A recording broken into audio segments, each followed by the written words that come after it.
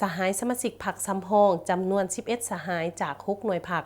ได้เลื่อนขั้นเป็นสมาชิกพรรคสมบูรณ์ของพรรคประชาชนปฏิวัติลาว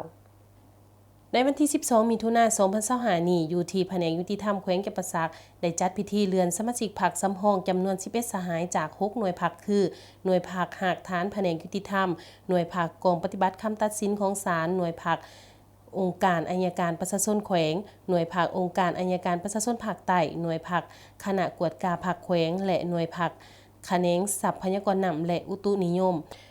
ที่ขึ้นกับคณะพรรคหากฐานแผนกทรัพยากรธรรมศาสตร์และสิ่งแวดล้อมขึ้นเป็นสมาชิกพรรคสมบูรณ์ให้เกียรติเข้าร่วมในพิธีของสหายบุญคงพันวงศากรรมการพรรคแขวงหัวหน้าแผนกยุติธรรมแขวงมีสหายเลขาหน่วยพรรคคณะกรรมการคุ้มครองและป้องกันพรรคขันแขวงพร้อมด้วยสมาชิกพรรคสมบูรณ์สมาชิกพรรคสำรองที่จะเลื่อนขึ้นเป็นสมาชิกพรรคสมบูรณ์จาก6หน่วยพรรคเข้าร่วมในพิธีสหายสมาชิกพรรคสำรองได้ผ่านคำห้องขอเขาเป็นสมาชิกพรรคของพรรคประชาชนปฏิวัติลาวพร้อมทั้งกล่าวคำปฏิญาณตนเองเมื่อได้เขาเป็นสมาชิกพรรคของพรรคประชาชนปฏิวัติลาวแล้วจะสืบต่อออกแห้งฝึกฝนหล่อล้อมตนเองทางด้านคุณฐานการเมืองคุณสมบัติศีลธรรมปฏิวัติความรู้ความสามารถเป็นแบบอย่างนำหน้าให้แก่มหาชนในทุกโค้งเขตเวียกงานและมีความบริสุทธิ์สัตย์ซื่อจงหักภักดีต่อพรรคต่อประเทศชาติยามใดก็จะถือเอา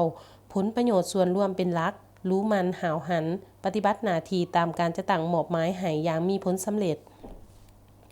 ในพิธีตั้งหน้าคณะกรรมการคุ้มครองป้องกันพรรคขันแขวงได้ผ่านมติตกลงของคณะประจำพรรคแขวงว่าโดยการอนุมัติรับรองเอาสมาชิกสำรองจำนวน11สหายเลื่อนขึ้นเป็นสมบูรณ์โอกาสนี้สหายสมนึกแสงอภัยเลขาหน่วยพรรคกองปฏิบัติคำตัดสินของศาลได้ตั้งหน้าให้6หน่วยพรรคกล่าวรับเอาบรรดาสมาชิกพรรคสมบูรณ์ใหม่ตามมติตกลงของคณะพรรคแขวงพร้อมทั้งอธิบายสิทธิหน้าที่ข้อห้ามของสมาชิกพรรคให้สมาชิกพรรคใหม่ได้รับรู้จากนั้นท่านบุญคงพันวงศาหัวหน้าแผนกยุติธรรมแขวง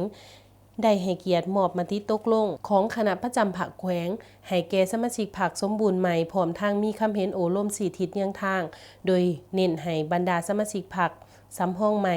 ต้องสืบต่อปฏิบัติกฎระเบียบของพรรคประชาชนปฏิบัติลาววางออกอย่างเข้มงวดประกอบส่วนจัดตั้งพันขยายมติของกองประชุมใหญ่ที่คณะหน่วยพรรคหากฐานขันของตนบ้างออกให้มีผลสำเร็จและเป็นแบบอย่างนำหน้าแก่มหาชนจัดตั้งปฏิบัติแนวทางของพรรคในแต่ละระยะเพื่อประกอบส่วนในการสร้างพรรคให้มีความปลอดภัยเข้มแข็งและหนักแน่น